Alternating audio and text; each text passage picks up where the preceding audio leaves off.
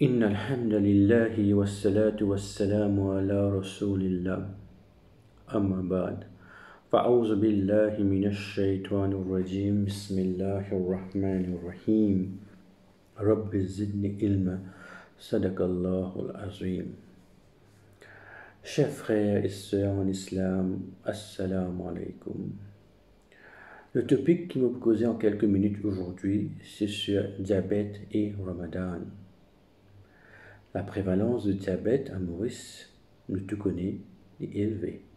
21% de la population mauricienne est diabétique.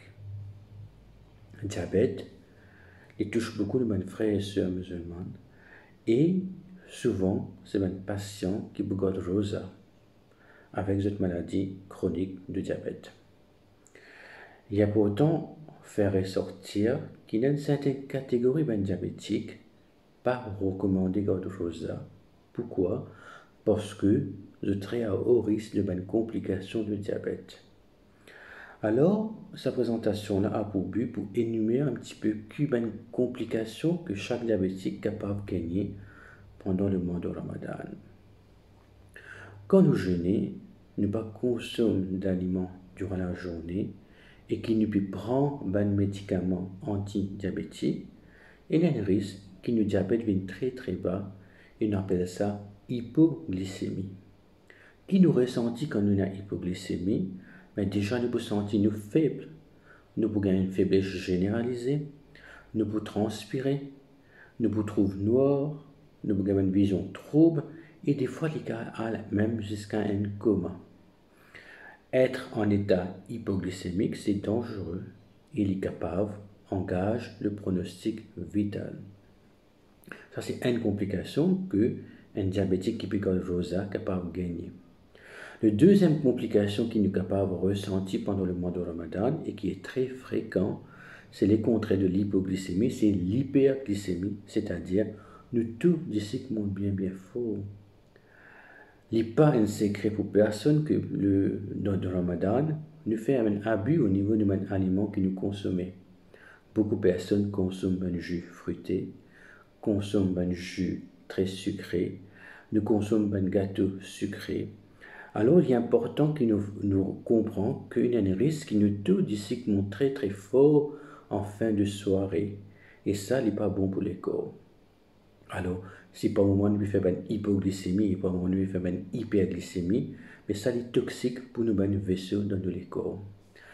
Quand nous faisons une hyperglycémie importante, mais nous avons tendance à uriner beaucoup, nous faisons pipi beaucoup. Et le fait qu'il n'ait pas pu consommer assez de l'eau durant la journée, qu'à la place nous consomme plutôt une boisson sucrée en fin de journée, mais souvent ça amène à une déshydratation. Nous déshydrater, nous pouvons sentir nous pas bien, nous pouvons être faibles. Et quand on a déshydratation et quand on a hyperglycémie, de dire bien fort, mais c'est une combinaison qui est capable d'amener une complication comme une thrombose. Nous trouvons beaucoup de patients pendant le mois de Ramadan qui sont hospitalisés pour cette complication-là. Il y a un accident vasculaire cérébral, il y a une thrombose veineuse.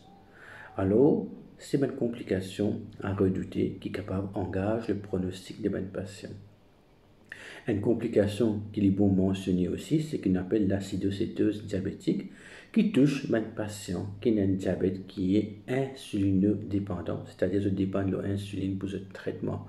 C'est essentiellement les jeunes patients, les adolescents, les jeunes adultes qui ont un diabète de type 1. Et l'acidocétose diabétique les témoigne d'une carence en insuline dans les corps. Et c'est un patient qui peut jeûner, qui ne peut pas faire cette piqûre d'insuline, qui se rend dans l'état sévère, quand ils sont acide et ils sont capables même de décéder de cette complication-là. Ainsi, un patient qui a risque de faire cette complication-là ne pas recommander de garde rosa. Et il y a une certaine catégorie de patients qui a très haut risque de cette complication-là. Qui est ce patient-là? L'exemple, c'est un patient qui, avant qu'il entame le mois de Ramadan, déjà se disait que bas le matin quand il est réveillé, il fait une hypoglycémie. Mais bien sûr, pendant le mois de Ramadan, s'il n'est pas pour consommer aliments, mais il peut faire hypoglycémie et il est dangereux pour lui. Il y a une deuxième catégorie, un patient qui a le diabète pas bien contrôlé. Quand je pousse en dehors de Ramadan, je te dis que reste là au vin, je prends une bonne compliance au niveau des médicaments, mais bien sûr, c'est un patient qui, quand je consomme trop sucré pendant le mois de Ramadan, je peux une complication. Il y a une catégorie à faire ressortir qui est dangereux. L'exemple typique, c'est un patient qui peut faire dialyse, qui a diabète, mais s'il a rosa, il a tendance à faire une hypoglycémie pendant la session de dialyse, il est dangereux. Et l'autre catégorie, c'est un patient qui a une maladie coronarienne qui est instable. Il y a un patient, malgré qu'ils ont un traitement optimal cardiaque, j'ai toujours ressenti une douleur thoracique malgré ce traitement. Et là, c'est un patient-là, si je fais une hypoglycémie, il est dangereux parce que je suis capable de faire un événement coronarien instable. C'est ainsi qu'il y a une recommandation pour un ulama, un médecin, un consultant dans le domaine de diabétologie qui n'a assisé ensemble et qui nous dit qu'il y a une certaine catégorie de patients qui se dispenser de God Rosa. Mais voilà, c'était un petit peu pour éclairer un petit peu le risque de complications pendant le mois de Ramadan. Je vous remercie pour votre attention. Jazakallahu khairan.